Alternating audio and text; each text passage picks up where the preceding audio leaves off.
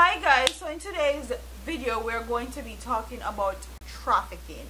And if you guys didn't know, recently the United States came out and said that they have proof and evidence that some Jamaican politicians are involved in human trafficking, they're helping, and that they need to figure it out and stop it, or lock the people up that's actually involved in it.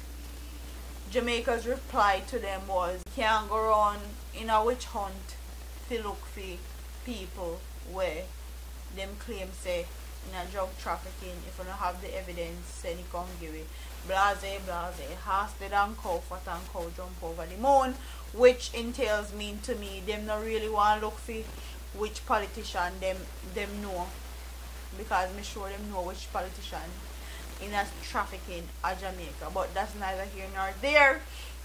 We're going to get into the story. The arrest of two Albion students at the Norman Manley International Airport in Kingston recently for traveling with stolen passports has resulted in an investigation into the suspected human smuggling ring operation in Jamaica. The foreign students were found in possession of stolen United States passports. Wow. They were preparing to board a flight to Canada 2 Sundays ago when they were arrested after discrepancies with their passports were detected. It was discovered that they were using false names. The two, 25-year-old Limo Silami and 21-year-old Arijan Horte, appeared in St. Andrew Parish Court last Thursday, where they pleaded guilty to utter forged documents and forgery. They also subsequently fined $200,000 or 6 months in prison and ordered to be deported by the parish judge Vaughn Smith. In the court, it was revealed that the two Albions had arrived in Jamaica on legitimate Albion passports last month and were granted stay in the country until May. But investigation revealed that they paid US $15,000 in Jamaica for the passports which have been stolen in that country and ended up in Jamaica. So they were stolen in the United States and sent to Jamaica, and they paid $15,000 to have that passport. 15,000 US dollars. So I'm gonna calculate that. That's $192,000 in Jamaican. What I want my audience to tell me, because this is very funny to me, that recently Mr. Chang, who is the new security minister for Jamaica, met with some people and said that he is going to be cracking down on the human trafficking ring and all that, and then this story breaks in the media. What I want my audience to do is tell me if you think that this was all planned because they know that the United States are watching and scrutinizing them and actually paying attention now to all the people that have been going missing in Jamaica, because we know say I know dead all of them, the girl and little young woman they dead when have been going missing so rapidly from last year.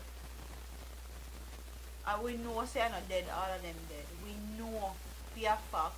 I know people like to say how them gone a small island, gone whore, or them gone a small island, gone sell scratches or become go-go and all that. When in truth and in fact, a lot of these girls are taken by force without their permission in a human trafficking ring.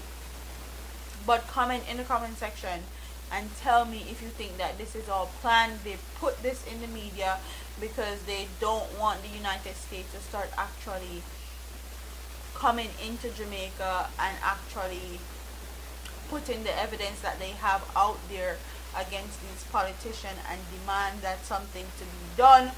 Or do you think like this is a authentic authentic investigation that they found in Jamaica, because honestly I don't. All of a sudden Mr. Chang turn security minister, and him go meet with some people and talk about human trafficking.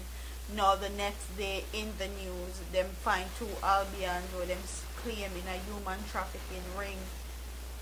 So I feel like it's too coincidental for me personally.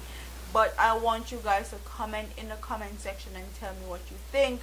Do you think this is all planted, or you think that this is planned, staged, or do you think that the Jamaican politicians that are involved in these human trafficking ring are actually becoming careless?